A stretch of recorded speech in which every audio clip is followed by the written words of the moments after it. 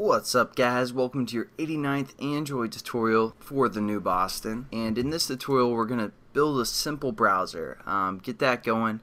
What I've done is I've created again a class called Simple Browser and an XML file called Simple Browser. I kind of set up just a basic layout, an edit text here with a go button, and then we got a go back, a go forward button, a refresh button, and a clear history button.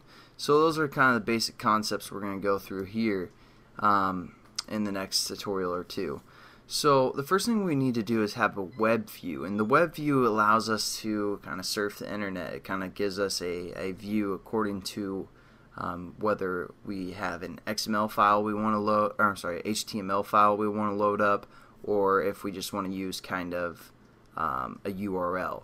So we need to set that up. So again, you guys can set up your layout however you want for the most part, but our back button I just called B back, forward button B forward, B refresh, and B history, and then for edit text I have ET URL, and for the button I have the reference B go. That's for the go button. And then below that we're gonna just set up our edit text, or I'm sorry, text web view. So it's pretty simple. Just say web view. And then we just need to set that up for Android. Layout width is going to be equal to fill parent, and Android layout height, again fill parent because we're taking up everything else that's available here. And then we're also, what's going on there, we're also going to give it an ID. So we're going to say, oops, at plus ID forward slash WebView browser or something like that. And we're pretty much good to go here with the tutorial. So as you can see, here's our web view. Actually, that's going to load up our website and such like that. So now let's go into the first thing we need to do is we need to go into the manifest and give us the permission to use the internet. So we're going to go into the manifest, go to permissions, add a permission, uses permissions, and then over here we're going to search for one called the internet right here. So that'll allow us to kind of use the internet, pretty obvious there, and we're just going to save it. And then we have our wake lock, internet, and set wallpaper so far are permissions for this activity. Now what we need to do is we need to go into the Java code, and we're going to set up that reference as always. So we're going to just say WebView, our browser, our brow, something like that.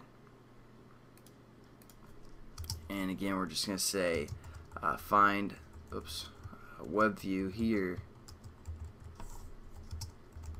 find view by ID, and then we're just going to say r.id.our_browser. Wasn't it our browser? Oh yeah, it was a web view, our browser, web view browser there. And now what we can do is, let's say we just want to have our initial web view to load up, like for example my site. We could say our browser or our brow dot load. We can either load data, which would be like written in HTML, or we can say load URL. So we can just go load URL, and then within quotations we're going to say http://www.mybringback.com, and in quotations. And that should load up just like my website when we run our application. So let's just check it out.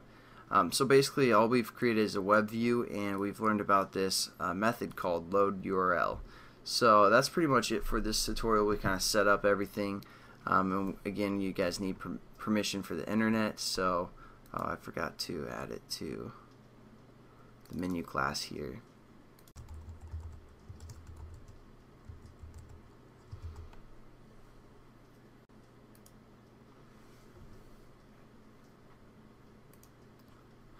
Alright. So in the next tutorial we'll learn a little bit, a few more methods we can use for this WebView type object. But let's just make sure we check out our simple browser. We click on it. As of now, nothing is there, and then we're hopefully going to get this to load.